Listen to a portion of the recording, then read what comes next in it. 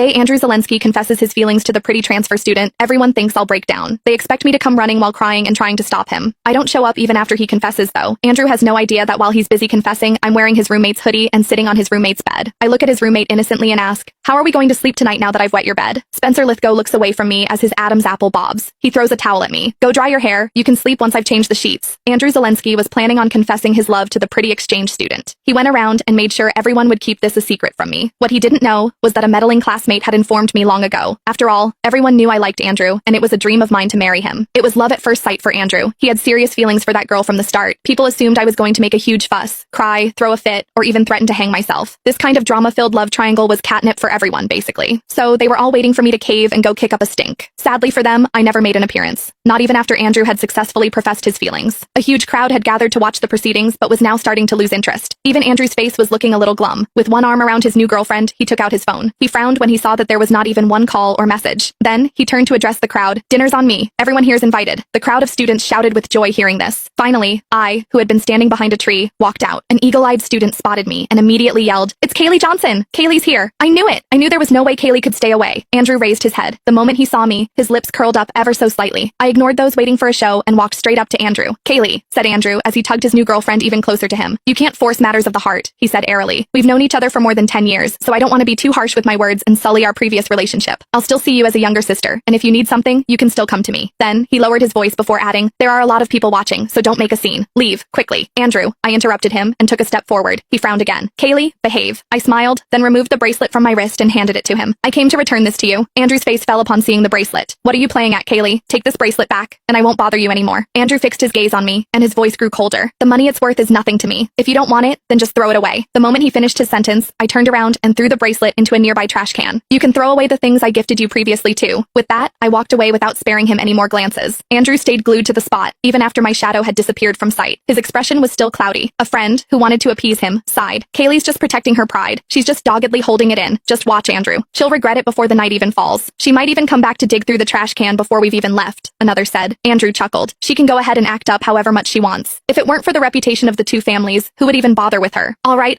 don't be mad. You need to be celebrating tonight. Don't let her ruin your fun." Andrew turned his gaze toward his gorgeous new girlfriend and promptly discarded the thought of the annoying Kaylee from his mind. After all, by tomorrow, he thought I would be acting as if nothing had happened again. He thought I'd be waiting for him at his dorm and pestering him to go to class together like usual. He had already seen similar antics from me in all these years. The rain was pouring down while I was walking along the riverside. I stood under my umbrella in the rain, thinking about the dreams I had a few days ago. In these dreams, I had caused a huge scene when Andrew confessed his love to Sienna Slangdon. I even jumped into this river that very night in order to force him to break up with her. In the end, I nearly lost my life.